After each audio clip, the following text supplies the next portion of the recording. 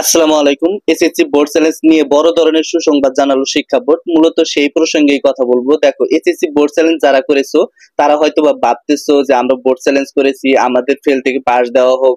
অনেকেই ভাবতেছো যে আমার রেজাল্টটা পরিবর্তন করা হোক। এটা কিন্তু অনেকেই উদ্বিগ্ন, তো তাদের উদ্দেশ্যেই মূলত সুখবরটা। তো পুরো ভিডিওটা দেখার অনুরোধ রইলো, কারণ ফার্স্ট থেকে লাস্ট পর্যন্ত না দেখলে তোমরা কিছুতেই বুঝতে পারবা না।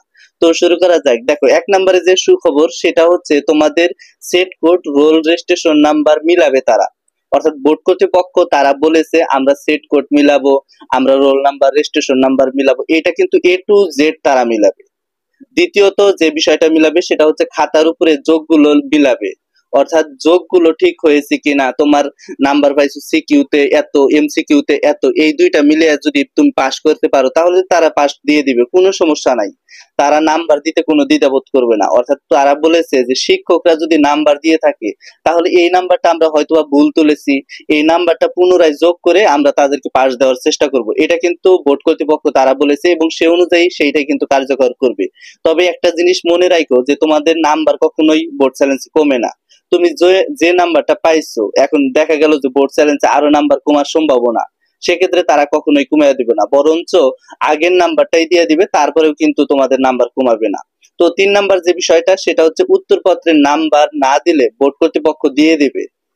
বোর্ড কর্তৃপক্ষ বলেছে যে শিক্ষকরা যদি নাম্বার না দেয় সেক্ষেত্রে আমরা নাম্বার দিয়ে দেব। দেখা গেছে একটা সৃজনশীল প্রশ্নে তারা নাম্বার দেয় নাই, ইংরেজিতে তারা নাম্বার দেয় নাই, গণিতে তারা নাম্বার দেয় নাই, সেক্ষেত্রে আমরা পুনরায় মিলিয়ে দেখবো যে প্রত্যেকটা সৃজনশীলে নাম্বার দিয়েছি কিনা। দেখো, এই ধরনের যদি সিচুয়েশন দেয় তোমাদের ক্ষেত্রে, এটা কিন্তু তোমাদের জন্য খুবই বড় ধরনের একটা সুসংবাদ হতে চলেছে। কারণ হচ্ছে এই ধরনের নাম্বার যারা পাবে তারা কিন্তু অনেকাংশে বা অধিকাংশ শিক্ষার্থী পাশ করবে। তো 4 নাম্বার যে সুসংবাদটা জানিয়েছে সেটা হচ্ছে গ্রেস মার্ক দেবে। এখন আমি কিভাবে বলতেছি গ্রেস মার্ক দেবে, কারণ হচ্ছে দেখো 6 লাখ প্লাস শিক্ষার্থী, এটা কিন্তু তারা কিন্তু অনেকটাই দুশ্চিন্তায় আছে। অ্যাভেলেবেল শিক্ষার্থী মানে 7 লাখ প্লাস শিক্ষার্থী তারা কিন্তু বোর্ড চ্যালেঞ্জ আবেদন করেছে। দেখা যায় একাদশ ভর্তি যারা হবে তারাও কিন্তু বোর্ড চ্যালেঞ্জ আবেদন করেছে, কারণ তারা ভেবেছে আমরা 79 পাইছি, আমরা 45 পাইছি, 50 পাইছি, 60 পাইছি, 59 পাইছি, 1 নাম্বারের জন্য আমাদের রেজাল্ট ঠিক হয় নাই। সেক্ষেত্রে কিন্তু তারা অবশ্যই চেষ্টা করবে যে আমরা পাশ করি, অর্থাৎ আমরা ভালো রেজাল্ট করি, আমরা মানে এ গ্রেড থেকে এ প্লাস করি, এমনটাই কিন্তু তারা ভাববে এবং সে অনুযায়ী কিন্তু তারা করবে।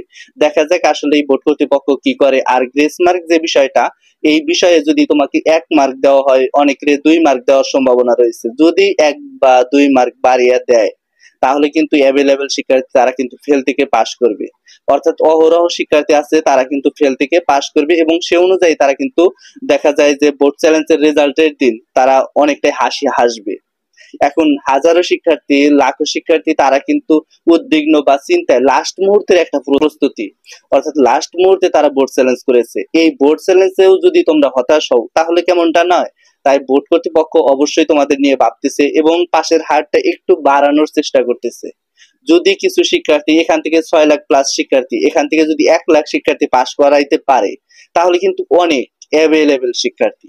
তারা চেষ্টা করতেছে যথেষ্ট পরিমাণ শিক্ষার্থীকে গ্রেস মার্ক দেওয়ার জন্য এবং সে অনুযায়ী শিক্ষার্থীরা যেন পাশ করে। দেখা যাক আসলে বোর্ড কর্তৃপক্ষ তোমাদের জন্য এটা করে কিনা। আর যারা পাশ করেছো অথচ বোর্ড চ্যালেঞ্জ করেছো কেন, নাম্বার পরিবর্তনের জন্য, তারাও কিন্তু এই রেজাল্টটা পাবা।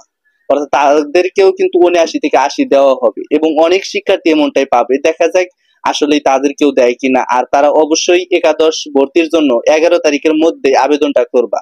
আর যাদের ফেল থেকে পাস আসবে অবশ্যই 13 এবং 14 তারিখ 2 দিন সময় আছে।